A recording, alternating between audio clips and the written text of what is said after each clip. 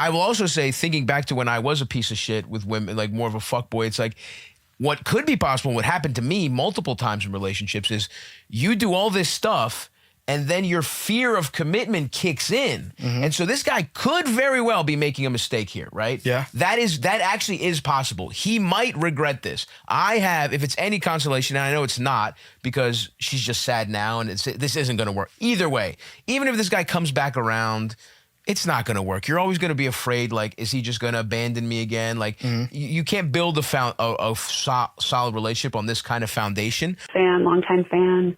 Saw you in Denver on tour. Oh, thank Love you. the show. Keep doing what you're doing. So it's not a crazy story or anything. Just a heartbroken girl who got ghosted and looking for a male perspective. Yeah, so basically I didn't even know you could be ghosted after like a month plus of consistent dating. And that's what just happened to me. I had a man that had been like pursuing me, I'd say pretty hard for like over a month. Like dates, flowers, sleepovers. Yeah. You know, we went like skiing together, would cook together. It's a 1 month thing? All the things, take walks.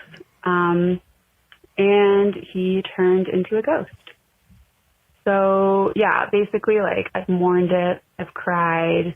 Like in our last texting interaction, I tried to open up the conversation a little bit, and he hit me with a thumbs up reaction, which felt like a pretty clear slap in the face. I bet you took skiing. But, you know, there's still a part of me that's like, what the hell just happened? Sure. That basically, like, a perfect gentleman was airdropped into my life, and then I blinked, and he was gone, as if it never happened. Damn. So it's just been like emotional whiplash. Starting to get in my head, like, what did I do wrong? Things were going so well. He was investing a lot into me, it felt like. Yeah, so would love your thoughts, your male perspective. Sure. Did I just get a more subtle and longer form of love bombing performed on me? Or, like, did he lose feelings? Was he never that serious? Okay, appreciate it. Love you guys. Bye. Yeah, I mean, did you say how old she was? I don't know, but she's definitely attractive. 100%. 100% attractive. Yes. And I'm not going off the voice on that. No, she is amazed that she got ghosted. Yeah. I know. She like, said, I didn't know you could get ghosted after a month. Like, a fucking meteor could come out of the sky and fucking destroy your house. Like, weird shit happens. Getting ghosted a month in is definitely within the realm of possibilities. This guy stopped responding to my text. Yes. What is going on right now? I think that is a hot girl wake-up call where it's like you're in the real world. Maybe she moved to a better city. You know what I mean? Like, she just doesn't know. Like, 10s get mistreated in New York. You know what I mean? Like, she must just, like, that's a little bit of that. You know, that's definitely very... And that's not her fault. She was born like that. Born like that, yes. It's a disability. It is. It really can be. So a lot's going on here, right? And I think you're right. First things first is she's hot. Yep.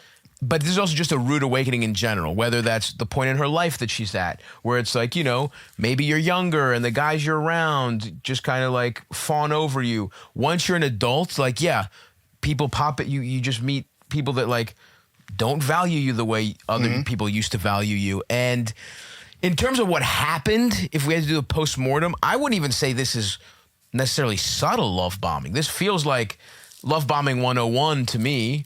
I also think there is something, I think at the heart of this guy's a coward. We can start there, right? Because if this was somebody who, and this is something I struggled with when I was younger and just being upfront about what I want, like, I'm in a place in my life now where I don't have time for a serious relationship. And like, I want to go have fun. If we have a nice connection, like we'll keep in touch. If I'm at your city, whatever, like maybe I will go, maybe not skiing, but like, you know what I mean? Like maybe I'll go have a fun weekend with somebody that I date very casually just because that's what I like to do. But I try and be upfront and say, hey, look, here's where I am in my life.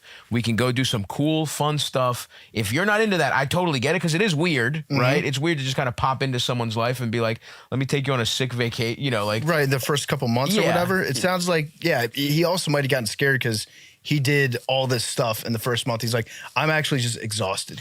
Yeah. Like, I mean, that was a lot. He might have bit off more than he can chew. I will also say, thinking back to when I was a piece of shit with women, like more of a fuckboy, it's like, what could be possible, what happened to me multiple times in relationships is you do all this stuff and then your fear of commitment kicks in. And so this guy could very well be making a mistake here, right? Yeah. That actually is possible. He might regret this. If it's any consolation, and I know it's not because she's just sad now and this isn't going to work. Either way, even if this guy comes back around, it's not going to work. You're always going to be afraid, like, is he just going to abandon me again? Like, you can't build a solid relationship on this kind of foundation.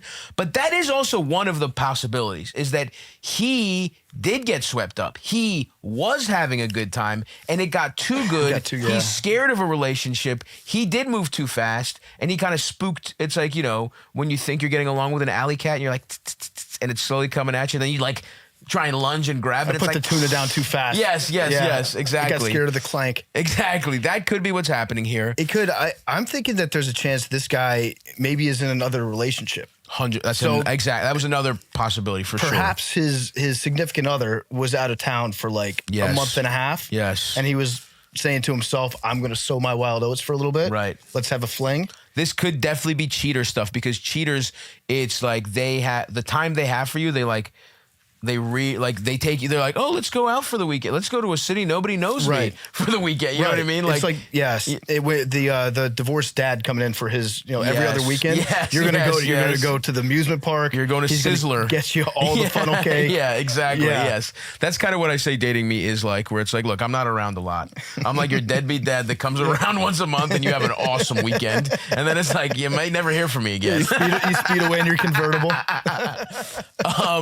So that I think that's actually that's something I thought about too, and it might not even be necessarily dating or like in a committed relationship. He might just be the kind of guy that has a bit of a roster going on. Yeah, and it's like you're a high profile draft pick that he tried out just as a starter, and he was like, this actually isn't working for us. Yeah, let's trade her for 4th round picks. You know what I mean? His roster is so full right now. There's no piece because you would be like a prime piece of a contender. Yes, and you should be, and you deserve that, by the way. You deserve to be a prime piece somebody builds their life around. Especially in Denver. I feel like she's in Denver. Denver has a lot of dudes in Denver.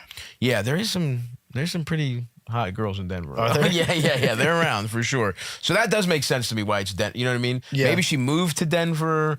You know what I mean? Maybe she's like small town, Midwest, mountains, whatever, to the big city, gets fucking treated poorly for the first time, gets womanized for the first time. But yeah, I think your instincts to mourn this and to let this go are correct because look, best case scenario, we're just dealing with an incredibly immature guy, somebody who you don't want, somebody who doesn't communicate what they want, overdid it, got too lovey-dovey for you and for him probably. That's best case scenario, is somebody who's a very poor communicator and is so scared of any kind of conflict. Maybe he did just want to break up with you. Maybe he's just something, but he can't even, he's such a coward, he won't even just have that conversation with you. Yeah, the fact that he's not replying, that he's emphasizing text messages. The thumbs up. Like that's a him problem. The last thing you say to someone you date, like, and I don't even, by the way, I'm not that, I think ghosting is kind of it makes sense in like a casual, there's certain instances where it's like, look,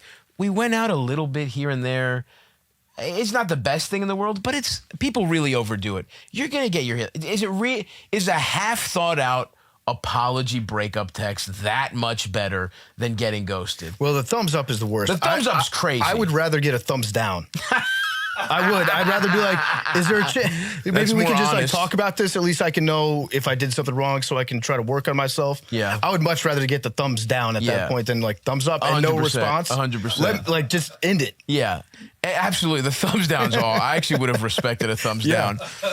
But either way, like the thing about ghosting is, yes, you'd like to know for sure, but closure is bullshit. That's a myth. That doesn't really happen. You are going to feel this way. Like if a guy you really didn't see it coming out of anywhere breaks up with you after a month, you're not going to feel better than if you get ghosted. You might just be you're in the dark for less time, But ultimately, you got the point either way. So best case scenario, this is somebody you don't really want in your life. Worst case scenario, this is like a weird manipulative guy who might be cheating, who might whatever. And if he pops his head back in, you don't want that.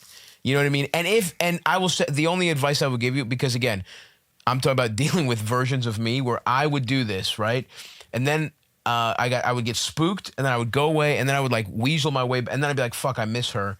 I was an idiot. And I would weasel my way back into, you know, some of these girls' lives. It was never good. Do you ever do the like, I apologize for being a weasel conversation? I would now, because I do think I'm different. Yeah. But I never did that. I mean, I guess I would do, be like, I'm just so freaking effed up. Yeah. I'm sorry. Yeah. Which is like pathetic. But It's you're like, just saying that just so that you can get just back to get in. another crack. Yeah. Just to get another crack at it. You don't mean any of it. Yeah, not at the time I didn't. Or I thought I did, but who knows? So what I'm going to tell you is like, this is just par for the course. If this guy pops his head back in, the only way you should even consider is to be like, we have to be very explicit about what we're looking for, and don't lead him either. Just see what he wants, and if he says anything you don't like, don't even accept it. I lean towards just move on completely. This is just not somebody who you want to build a relationship with, and yeah. But just to take, again, devil's advocate, he might have gone on a little too strong, but the skiing's a little crazy, but also at the end of the day, it is a month. What's consistent dating in a month mean? Right. 3 dates, you know what I mean? Like a few dates and that weekend trip, like that's something. But you know, bring flowers maybe on the second date. I guess the flowers and the is that overdoing love bombing it. though? Love bombing is one of the. I know it's a real thing, and I know that like I it can guess. be a big warning sign if it's taken to If you're a extremes. sociopath, but it's also like when you first sue me, I'm more fucking enthusiastic when something is new and fun. Everyone's like that. Some of this is just this guy's sin is just not being open. It's not even if you go all out. Like let's play devil's advocate and say he was courting her in a nice way. None of this sounds bad until the ghosting. So if he gave her his best shot and then for whatever reason he realized I don't think this is going anywhere. If this guy says I had a great time with you, I don't regret any of it, but I just I'm realizing like I'm not ready for this. I feel too strong. Whatever. If he just says anything to her, she's sad, but he's not a bad guy. Yeah. So I don't know that the coming on strong is necessarily the problem. The problem is just not communicating. Yeah. So yeah, good luck. We're sorry you're dealing with heartbreak for the first time as a hot woman. Get back out on that horse. There's somebody out there who's gonna treat you right. Who's gonna stick around for the long haul, baby girl. Yeah, there's some guys out there that like hot chicks still. Yeah. You'll be okay. They're still out there. We all have our types.